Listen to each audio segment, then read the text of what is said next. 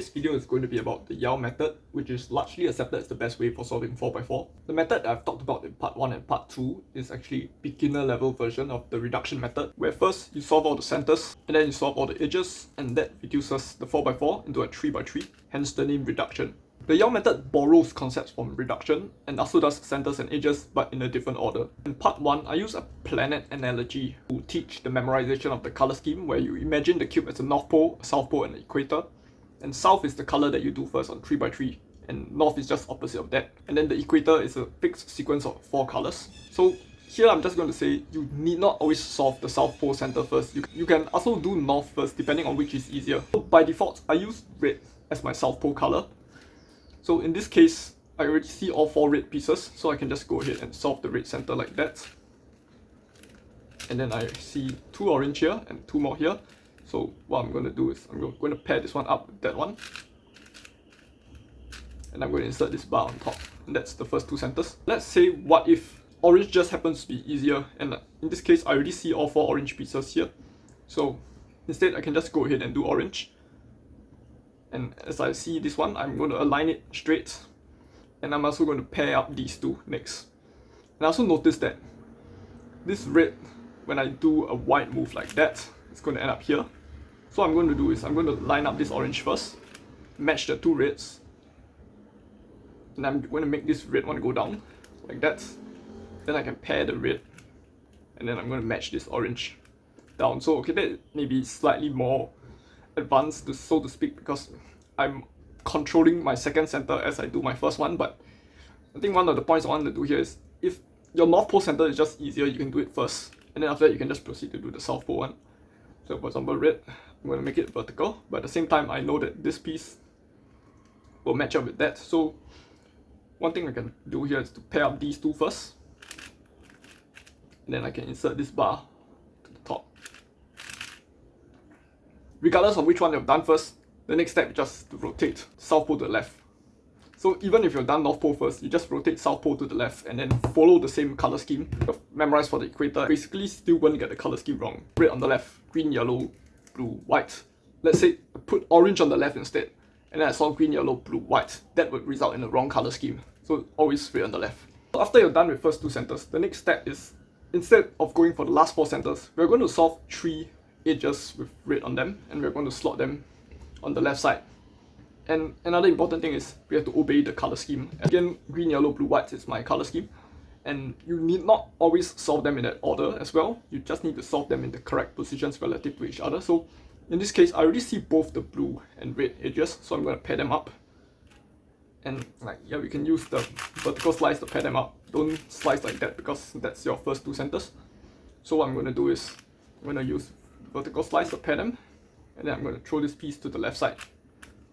I'm going to look for more red. So in this case, I see red and white. So green, yellow, blue, white. We know white is after blue, so white is going to go on top of blue. Both them to be in the middle slice, so I need to move this one out of the way. I hide it. I know it's on the left side, like out the top layer. Then I put this one on the right side. Then I'll be able to match them. And then I know white is on top of blue, so I'm going to insert this edge on top of blue, the red and yellows. So what I'm going to do here as well is to hide one of them to the bottom layer, so that the other one is free to move in the top.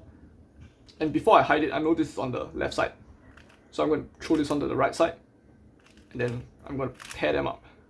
So green, yellow, blue, white. Yellow is before blue, so in this case I'm going to insert it directly below blue. So the 3 cross edges, yellow, blue, white, are in the correct position relative to each other.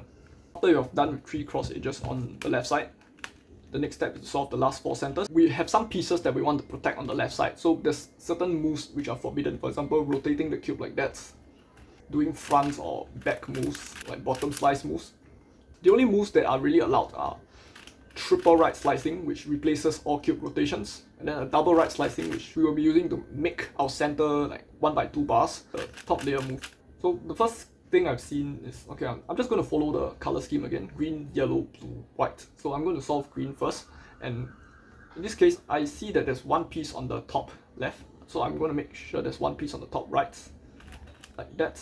And I know this is an already made bar, so I'm just going to preserve this bar.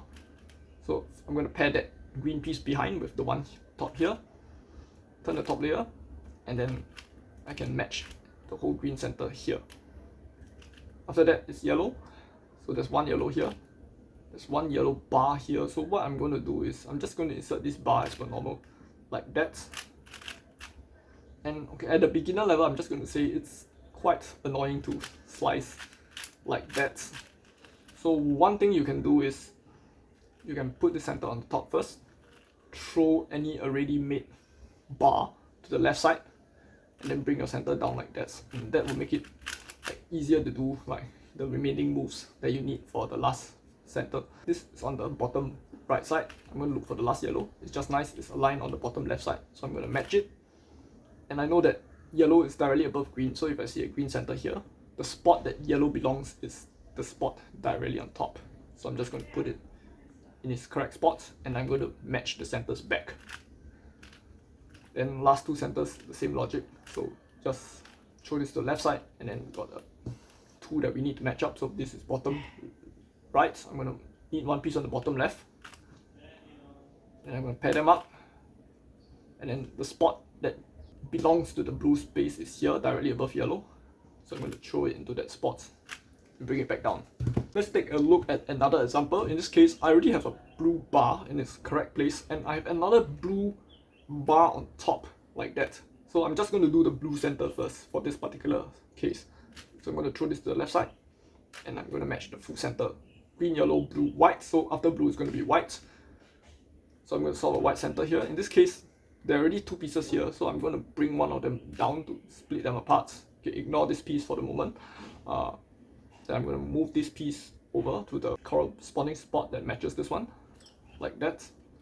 And then I'm going to line them up. If I was doing a speed solve, I would probably not see that center down here, and when I see these two, I would have just done something like that. It's the same three moves, but it's just done faster. So once again, throw your finished parts to the left side, and then we want to match this last piece. This is top right. So I'm going to put this one. The last piece on top is going to do. Then I'm going to pair up the whites, put the white in the spot where it needs to go, which is just directly above blue, and then drag it back down, and then green, yellow, blue, whites.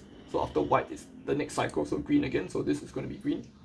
So what I'm going to do here is just match one of these to one of that. Turn this over, and then I insert the bar, again just for convenience, although this is not the most efficient way to do it.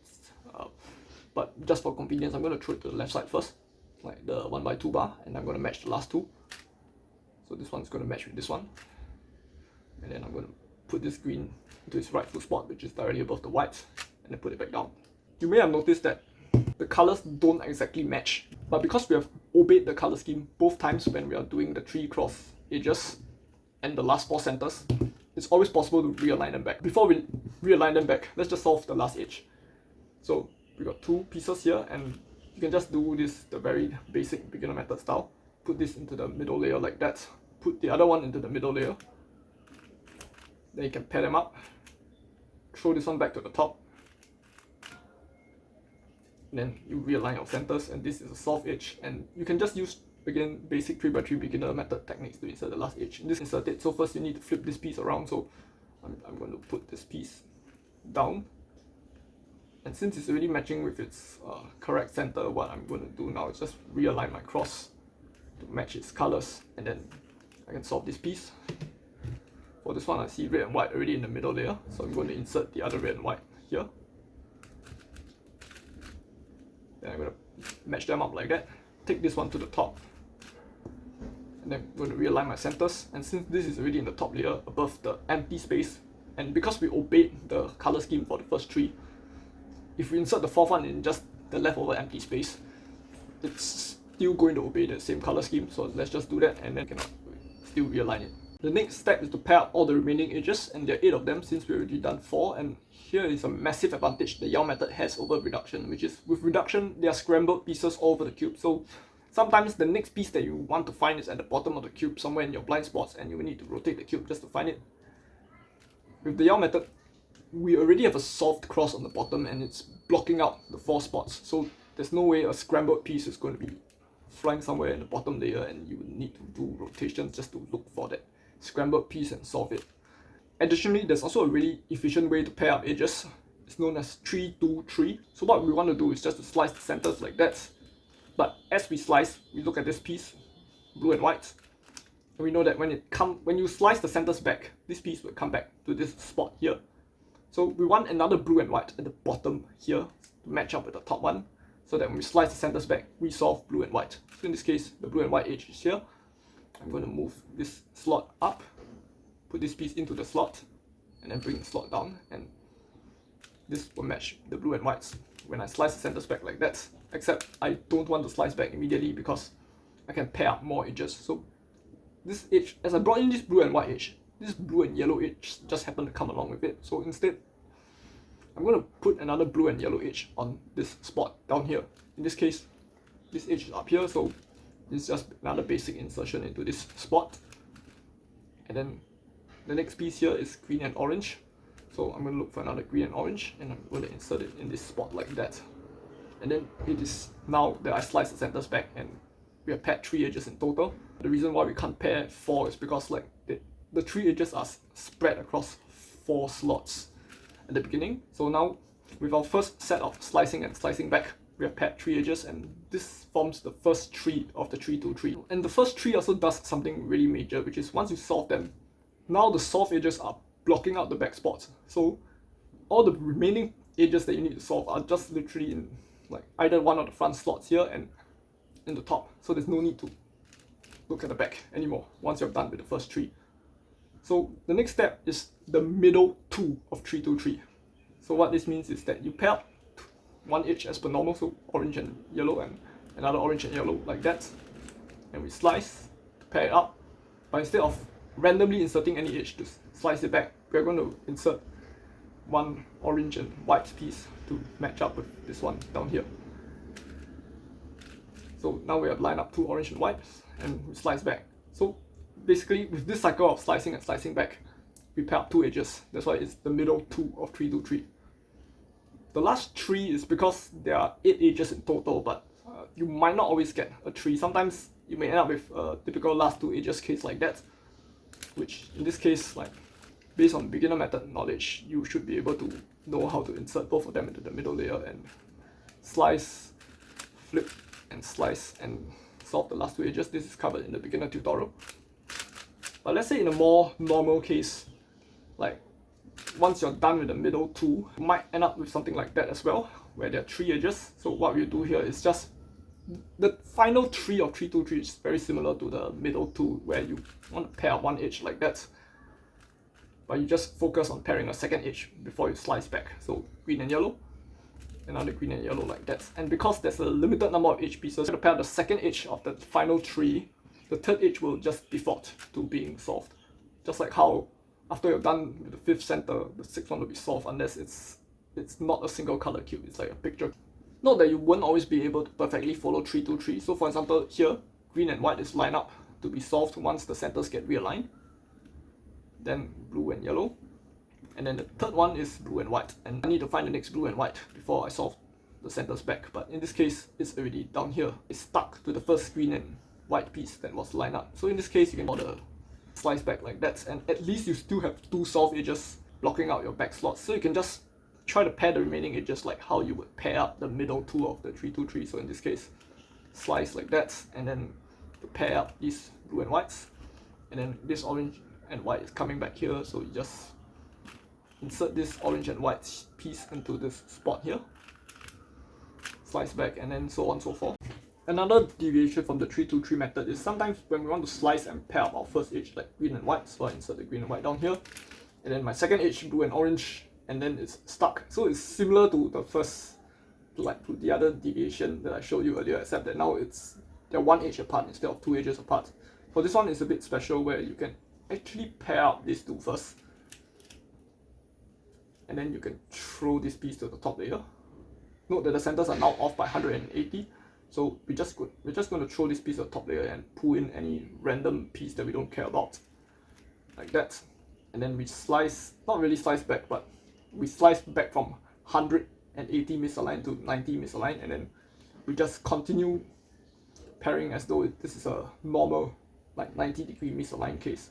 So green and white like that, and then we look for yellow and orange. In this case, it's down here, so I'm going to take it out and put it down here, and then blue and white.